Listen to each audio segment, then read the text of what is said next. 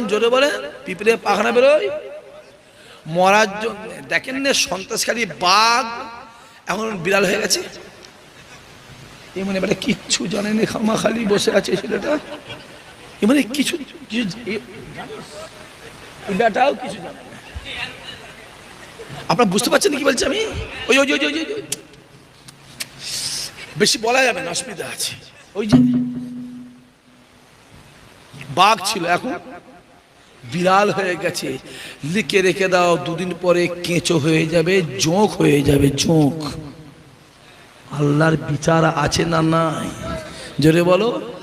আপনার ভাঙড়েও তো কিছু লোক ফটাং ফটাং করছিল, পকার পার, একজন আউট। কথা বলেন না কেন? কথা বলেন না কেন? জোরে বলেন হ্যাঁ কিনা বলেন। অত সব বেশি বেরুন, বেশি বেরুনি।